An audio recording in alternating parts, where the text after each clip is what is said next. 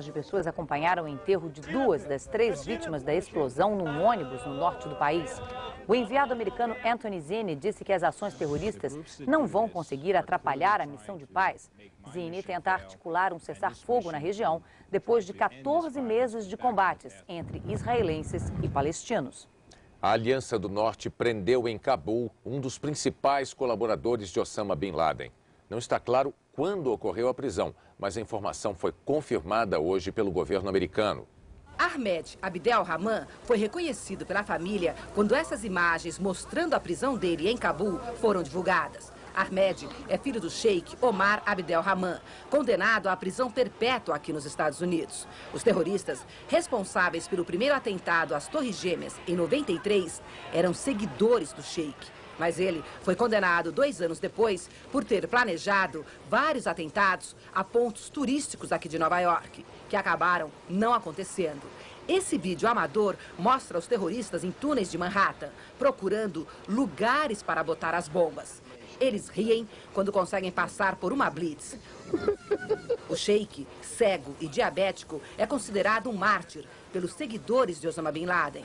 Ahmed, filho do sheik, foi preso pela Aliança do Norte. Era um dos mais importantes recrutadores da organização terrorista Al-Qaeda. Esse homem, que a rede de TV americana ABC identificou como Max, foi recrutado por Ahmed. Ele abandonou a Al-Qaeda e, nessa entrevista, contou que o grupo planejava sequestrar um senador e um embaixador americanos que seriam trocados pelo sheik cego. Eles exigiam que ele fosse libertado. Além de recrutador, Ahmed Abdel Rahman fazia parte do círculo mais próximo de Osama Bin Laden.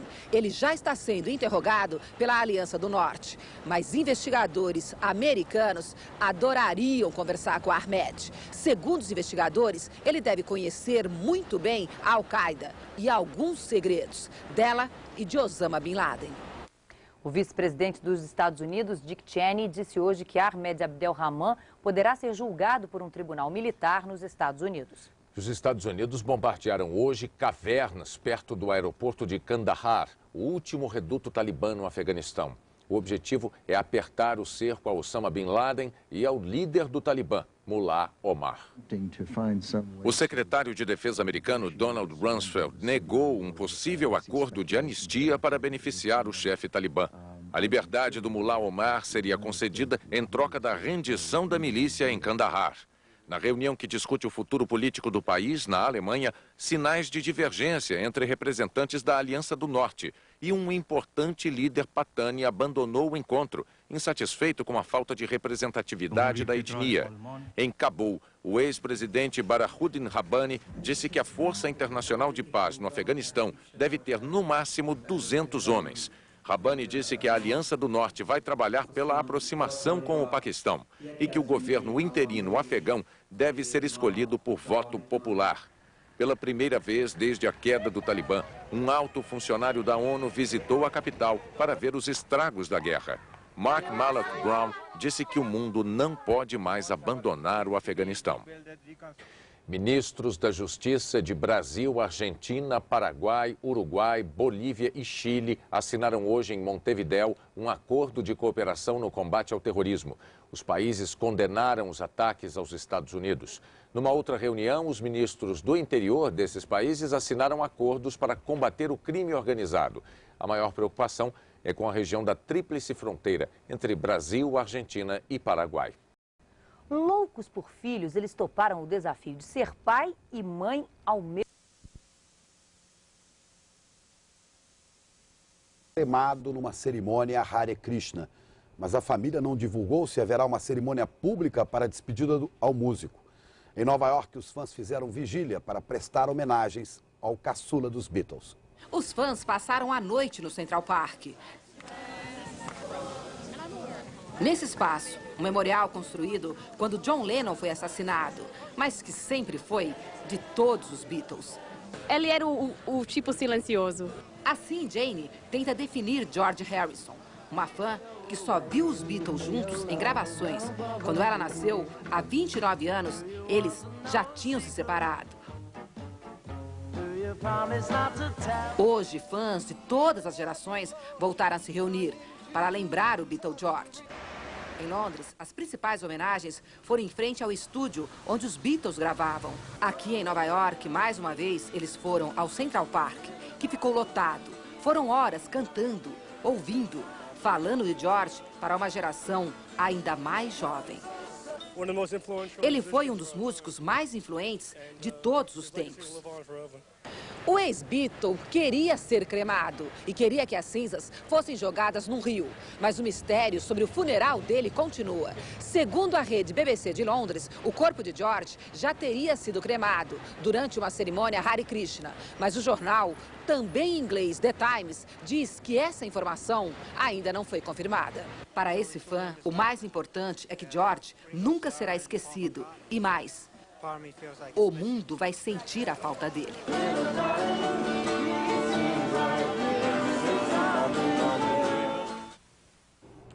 No Dia Mundial de Luta contra a AIDS, o Brasil pôde... Os reunidos na Alemanha chegaram hoje a um consenso. Vão criar um governo interino que deve durar de 2 a 3 meses. No Afeganistão, soldados americanos estão cada vez mais perto de Kandahar, o quartel-general talibã.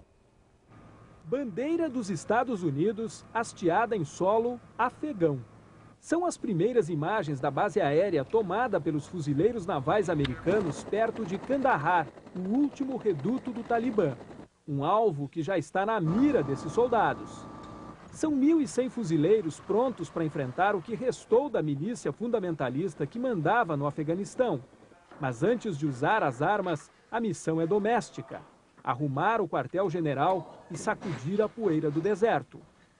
No campo diplomático, a batalha é em Bonn, na Alemanha. A luta da ONU para montar um governo provisório pode estar chegando ao fim. Os líderes dos 4 grupos afegãos já concordaram com a formação de um gabinete composto por representantes de todas as etnias e tribos do país e um parlamento com até 150 deputados nomeados. Falta ainda decidir quem vai liderar o governo interino, programado para durar de 2 a 3 meses. O ex-rei Mohammad Zahir Shah e o ex-presidente Burhanuddin Rabbani, que perdeu o poder justamente para o Talibã há 5 anos, são os nomes mais cotados, por enquanto. A ONU pretende anunciar um acordo para o Afeganistão ainda neste fim de semana. Depois espera que os senhores da guerra reunidos em Bonn cumpram o combinado sem apelar para o velho recurso das armas. E o Talibã libertou hoje o jornalista canadense que foi sequestrado na terça-feira. Ele foi entregue a autoridades do Canadá na fronteira com o Paquistão. 1 ano e meio depois de apresentarem no Jornal Nacional uma série de reportagens sobre o país proibido, os repórteres Ana Paula Padrão e Hélio Alvarez estão de volta ao Afeganistão. De Cabul, mostram o que mudou com o fim do poder dos talibãs. Poderia ser um fim de semana qualquer, em qualquer cidade muçulmana. Mas quem conheceu a tristeza destas ruas sob o regime das proibições, sabe que tudo é novo por aqui. Esta é a nova Cabul. Ainda destruída, ainda miserável, mas repleta de vida naquilo que é o encanto de toda a cidade, o seu povo. Homens que agora podem decidir quando fazer a barba. Jovens que podem jogar bola onde quiserem. Pessoas que podem fazer coisas tão simples quanto ir ao cinema. Os filmes estão de novo em cartaz. Bashir, o gerente desta sala, me diz que sou a primeira mulher a entrar aqui desde que as portas foram reabertas. I'm the first one. Eu sou a primeira? A primeira em 6 anos, ele responde. É que os novos tempos chegam mais devagar para as mulheres, que ainda não tiraram a burca. As poucas que já não temem o Talibã ainda têm medo da câmera.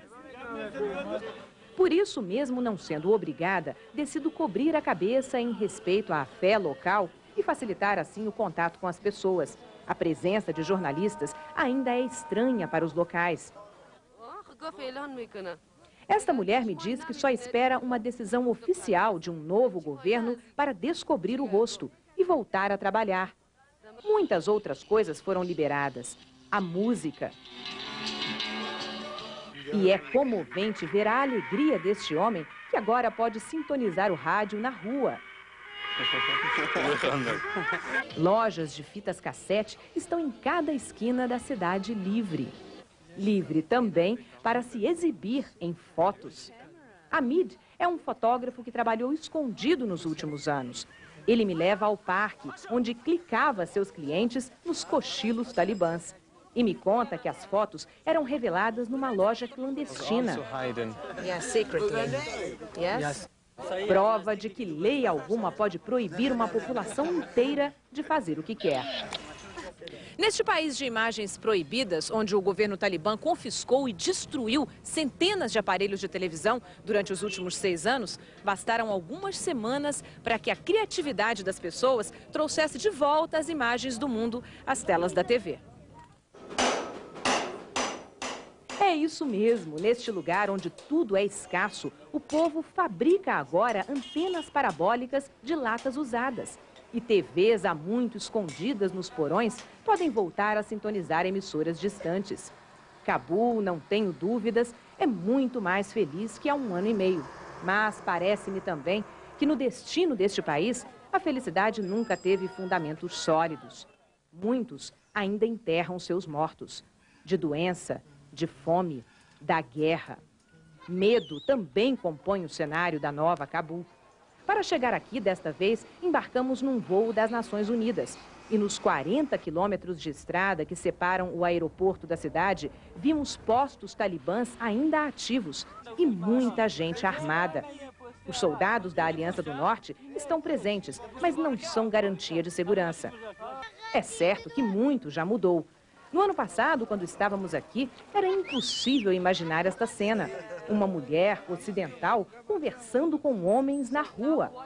Hoje, perguntei a um deles o que o país mais precisa agora. Ele respondeu: paz.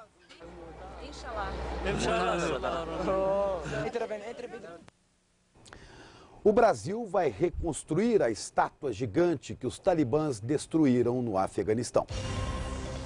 Você vai ver amanhã no Fantástico onde é que vai ser reconstruída em território brasileiro a gigantesca estátua de Buda, igual a que foi dinamitada pelos talibãs.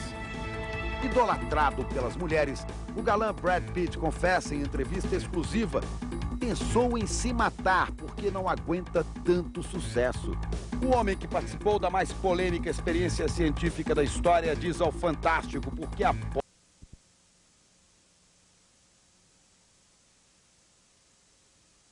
da autoridade palestina. Os bombardeios ocorreram um dia depois da morte de 28 israelenses em 4 atentados à bomba assumidos pelos extremistas do Hamas. As tropas de Israel não pouparam munição. O principal alvo dos mísseis despejados pela Força Aérea foi o heliponto da autoridade palestina em Gaza, na beira do Mediterrâneo. Os 2 helicópteros do líder Yasser Arafat foram destruídos. Ele estava em Ramallah, na Cisjordânia. Em pronunciamento à nação, o primeiro-ministro israelense Ariel Sharon, que voltou às pressas de um encontro com o presidente Bush nos Estados Unidos, afirmou que isso foi só o começo. Vencemos todas as guerras e também vamos vencer esta contra o terrorismo. Quem quer nos matar vai morrer, ameaçou Sharon. O exército de Israel já recebeu a missão de responder com força aos ataques do fim de semana.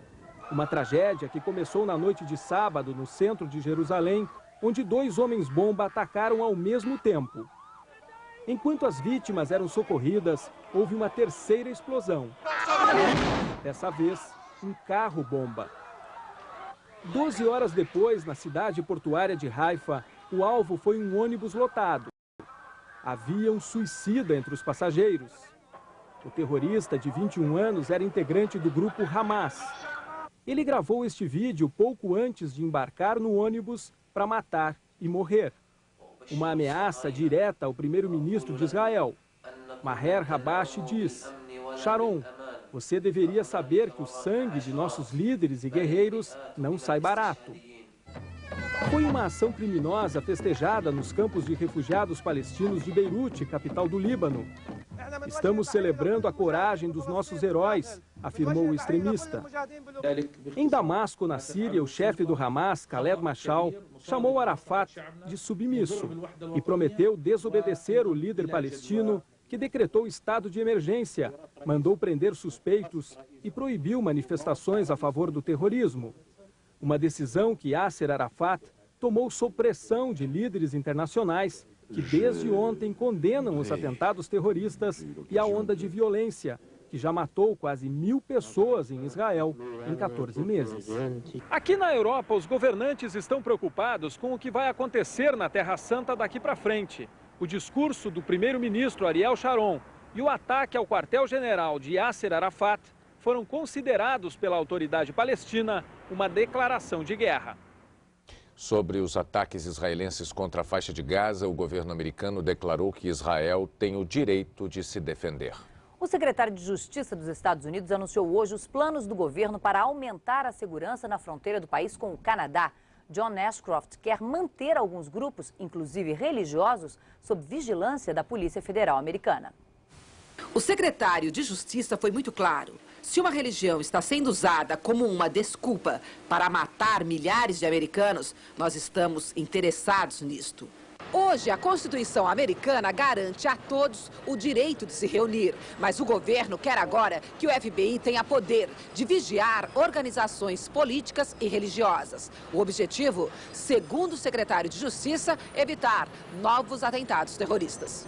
Outra preocupação do governo é a fronteira com o Canadá, a maior fronteira sem defesa militar do mundo. O governo americano acredita que pelo menos 50 organizações terroristas tenham representantes no Canadá, inclusive a Al-Qaeda. Hoje, Estados Unidos e Canadá assinaram um acordo. A Guarda Nacional e aviões militares vão vigiar a fronteira.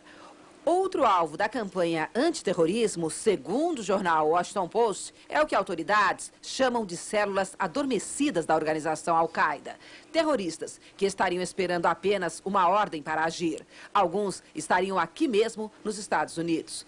No Afeganistão, centenas de fuzileiros navais também aguardam a ordem para entrar em combate. Nessa base improvisada e que não pode ser identificada. O corpo do espião da CIA que morreu no Afeganistão voltou ontem aos Estados Unidos. John Spann foi o primeiro americano a morrer em combate. Tinha 32 anos, era casado e tinha 3 filhos.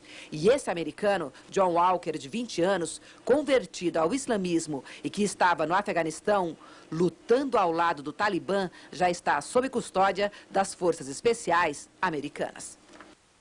Intensos bombardeios em Kandahar, o último reduto talibã no Afeganistão, isolaram ainda mais a cidade no sul do país. Forças americanas e da Aliança do Norte preparam uma ofensiva final.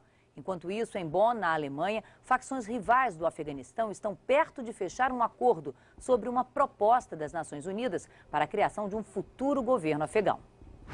As 4 facções que participam da reunião concordaram com um governo interino, mas ainda terão de escolher os 29 nomes que formarão o gabinete que vai dirigir o país até que a Loya Jirga, a Assembleia Tradicional Afegã, seja realizada. Segundo a proposta da ONU, o ex-rei Zahir Shah, de 87 anos, terá papel simbólico na abertura da Assembleia.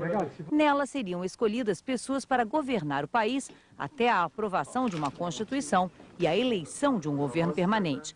Mas em Cabul, o ex-presidente afegão e líder da Aliança do Norte, Burhanuddin Rabbani, se reuniu com ministros da Aliança para discutir as negociações na Alemanha. E numa entrevista para o jornal americano Washington Post, descartou que o ex-rei afegão terá qualquer papel especial no futuro do país. Rabbani disse também que os talibãs e líderes da Al-Qaeda capturados pela Aliança do Norte não serão entregues imediatamente aos Estados Unidos.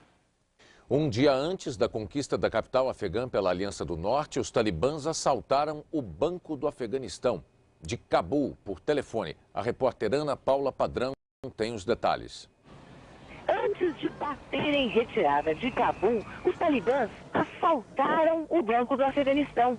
A notícia foi divulgada hoje por funcionários do banco.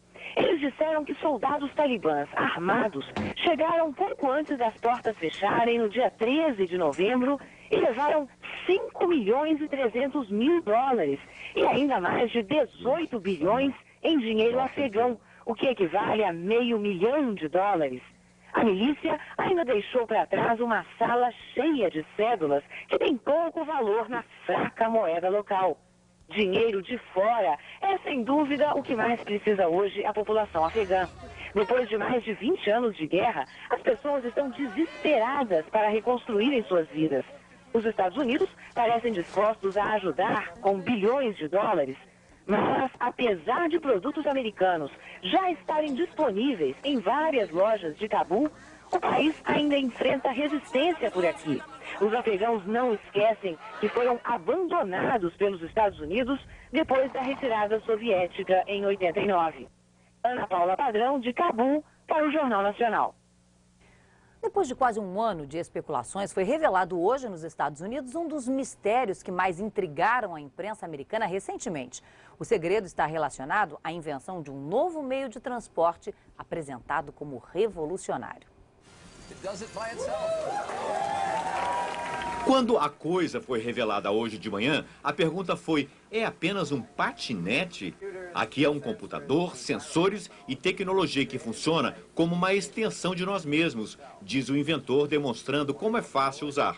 Basta inclinar para frente que a coisa vai. Para trás, a coisa dá ré. Um giro para a esquerda no guidão e ela vira. Para a direita, pronto. E não precisa de freios para parar. A coisa foi criada para rodar em calçadas largas como esta, comum nos Estados Unidos. Pode chegar a 24 km por hora, 4 vezes mais do que uma caminhada comum. Ela funciona à base de uma bateria que pode ser recarregada em qualquer tomada. O preço é que é meio salgado, $3.000. Ela enfrenta rampas, pedras, poças d'água.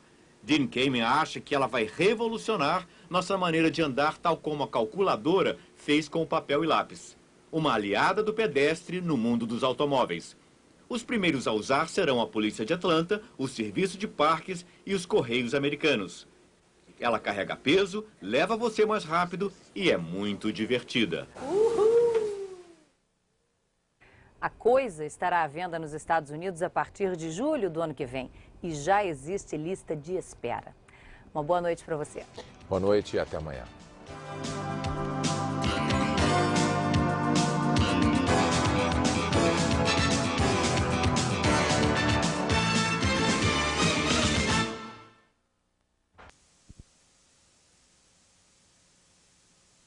Autoridade Nacional Palestina, uma instituição que apoia o terrorismo. Entre os alvos, o quartel-general do líder palestino Yasser Arafat, na cidade de Ramallah. Ele estava no escritório, mas não se feriu. De acordo com hospitais da região, 3 pessoas morreram e mais de 100 ficaram feridas. O bombardeio veio de cima. A Força Aérea Israelense usou caças F-16 para atingir os alvos na faixa de Gaza e na Cisjordânia. A missão principal era destruir o quartel-general de Yasser Arafat em Ramallah. O líder palestino estava no gabinete, 50 metros de onde um foguete explodiu. Ele escapou sem nenhum arranhão, mas o prédio ficou em ruínas. Enquanto a Força Aérea despejava munição, as pessoas desesperadas tentavam fugir. Mas para onde?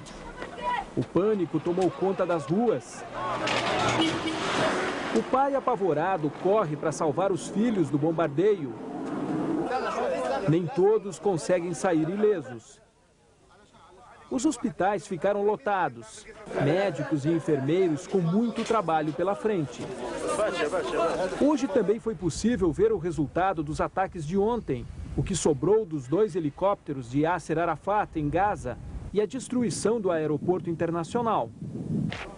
O líder palestino afirma que as últimas ações de Israel derrubam o processo de paz. O governo israelense responde que a paz já estava no chão e alega que essa é apenas uma resposta aos ataques suicidas do último fim de semana. O representante do governo diz que Arafat é o único que pode parar com tudo isso. Ele virou alvo porque permite a ação dos terroristas, afirma. O primeiro-ministro Ariel Sharon se reuniu com o alto comando militar do país e reafirmou que a ordem é usar toda a força para proteger os israelenses. Os tanques já estão de volta às cidades palestinas e a pressão só faz aumentar o ódio na Terra Santa. As ações militares provocaram uma crise política também. O Partido Trabalhista do ministro das Relações Exteriores, Shimon Peres, considera a retaliação um exagero. Mas integrantes do gabinete de Sharon afirmam que o primeiro-ministro permanecerá forte, mesmo que os trabalhistas renunciem. A União Europeia condenou a resposta de Israel aos ataques suicidas e defendeu o diálogo entre o governo israelense e a autoridade palestina. Os governantes europeus estão mesmo preocupados. Se Arafat cair, quem virá depois dele? E quem garante que será alguém disposto a construir a paz? Os países da Liga Árabe já decidiram convocar uma reunião de urgência domingo no Cairo para discutir essa situação em Israel e nos territórios palestinos. Agora a guerra no Afeganistão. A agência de notícias France Presse divulgou que ontem, durante um bombardeio americano, foi ferido o egípcio Ayman al-Zawahiri, considerado o número 2 de Osama Bin Laden na rede terrorista Al-Qaeda. Ele poderia inclusive estar morto. Na Alemanha, depois de uma semana de reuniões, líderes afegãos chegaram a um acordo para a formação de um governo interino.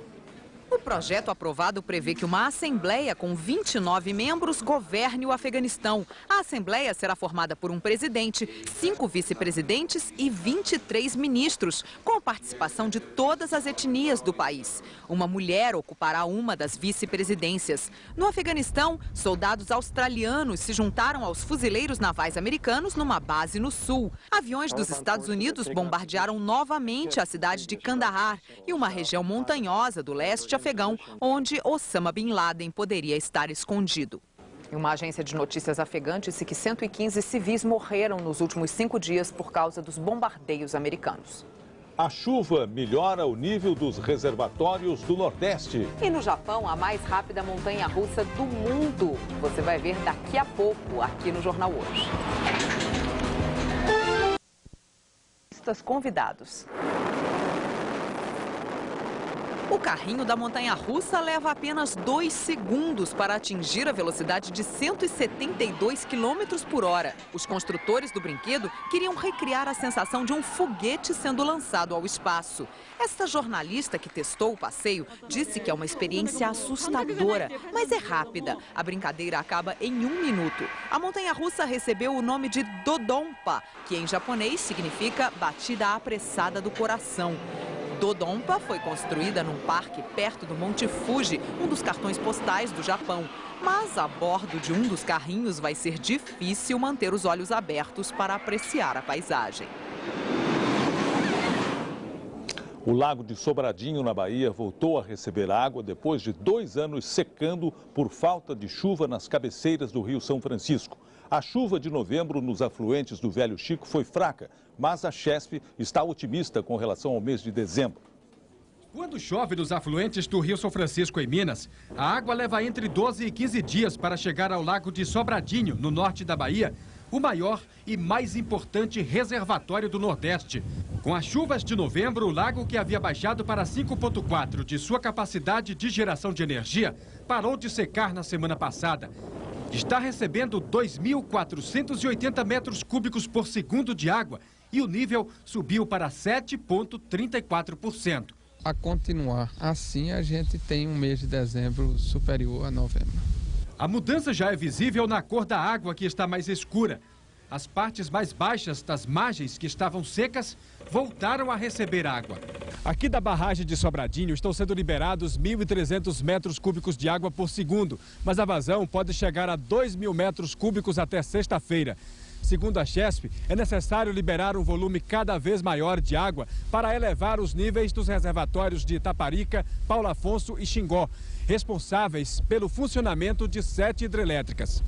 Nada influi, por enquanto, na geração de energia. A Companhia Hidrelétrica do São Francisco continua recebendo por dia 1.300 megawatts da Eletronorte. Vamos agora ver as informações sobre o tempo com Patrícia Poeta e para estavam ao lado dos americanos. Os aliados estavam sendo atacados por combatentes do Talibã e pediram apoio aéreo. Mas um bombardeiro B-52 dos Estados Unidos errou o alvo e acertou as próprias tropas ao norte da cidade de Kandahar. Na Alemanha foi assinado hoje o acordo histórico para a formação do novo governo afegão, que tomará posse no dia 22 de dezembro. Depois de negociar durante a noite, as 4 facções afegãs escolheram os nomes dos 30 integrantes do novo governo. Eles serão liderados por Hamid Karzai, um líder da etnia Patani, a maior do país. Karzai tem 44 anos, fala fluentemente o inglês e é considerado moderado. Ele terá 5 vice-premiers. O governo interino deverá durar pelo menos 6 meses. O acordo foi recebido com alívio na capital afegã. Moradores de Cabul esperam que o novo governo traga um pouco de paz e estabilidade ao país. Na cidade de Kandahar, este ainda é um sonho distante. O último reduto do Talibã, Kandahar está cercada e continua a ser bombardeada. Estas imagens, mostradas por uma TV japonesa, revelam uma cidade em ruínas, que mal consegue tratar dos feridos. Numa base mais ao sul, soldados americanos passam o tempo treinando para uma possível ação contra combatentes da rede terrorista Al-Qaeda e do Talibã. Hoje de manhã, um comboio fortemente armado deixou a base para perseguir um veículo não identificado que tinha se aproximado. Os soldados descobriram que o veículo era, na verdade, um camelo. No leste do Afeganistão, aviões americanos bombardeiam a região de Tora Bora e 1.000 soldados de forças tribais avançam para lá. Tora Bora é uma área montanhosa e com uma rede de cavernas onde Osama Bin Laden poderia estar escondido. A violência no Oriente Médio. Depois dos bombardeios israelenses à faixa de Gaza e também à Cisjordânia, houve um novo ataque terrorista em Israel hoje. Um homem-bomba palestino detonou explosivos em frente a um hotel. Ele morreu e 6 pessoas ficaram feridas. A polícia israelense acredita que o terrorista estava em frente a este hotel no centro de Jerusalém, pronto para embarcar num ônibus lotado de passageiros. Ia ser outra tragédia.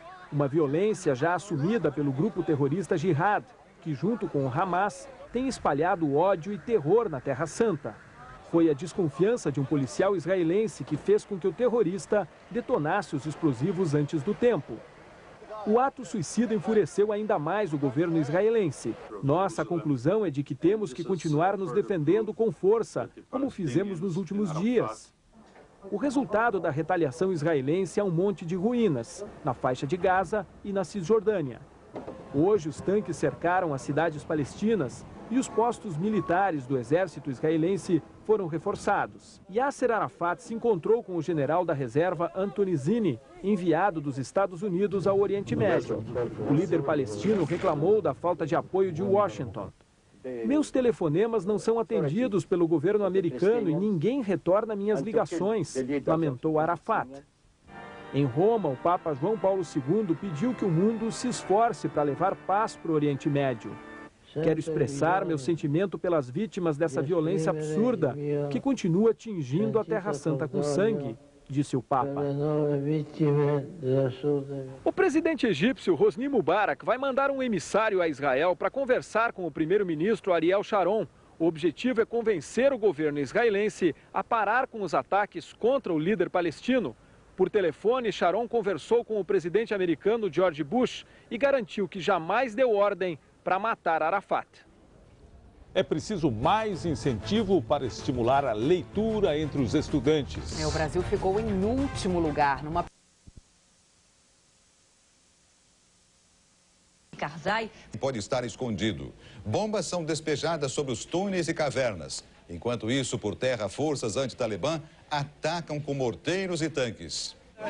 Combatentes afegãos, segundo o Pentágono, já entraram em algumas das cavernas na caça a Bin Laden e seus combatentes. Forças especiais americanas em terra ajudam a dirigir os bombardeios aéreos. Há notícias não confirmadas de que um filho do terrorista pode ter morrido num dos ataques. 2 poderosos líderes anti-Talibã rejeitam o novo governo. O general uzbek Abdul Rashid Dostum, de Mazar-e-Sharif, não gostou da pouca participação de sua etnia na divisão de poder acertada ontem. O líder espiritual pashtun, Sayed Ahmad Gailani, achou injusta a distribuição dos ministérios, quase todos em poder de membros da Aliança do Norte. Bombeiros e equipes de resgate ainda trabalham 24 horas por dia nos escombros das Torres Gêmeas em Nova York. Até agora foram encontrados os corpos ou parte dos corpos de menos de 500 pessoas.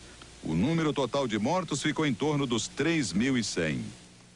Por fora, uma casa normal de um bairro rico de São Paulo. Lá dentro, um cassino. Ocupa o canteiro central. Especialistas e policiais rodoviários dizem que isso é um convite a acidentes. E eles acontecem mesmo. Só este ano já foram 22. Na reportagem especial de hoje, você vai ver que a Companhia de Energia Elétrica e o órgão que autorizou a colocação dos postes dizem que o benefício aos motoristas é maior que o risco que eles representam. Mas há um problema. Por causa do racionamento de energia, parte da iluminação está desligada.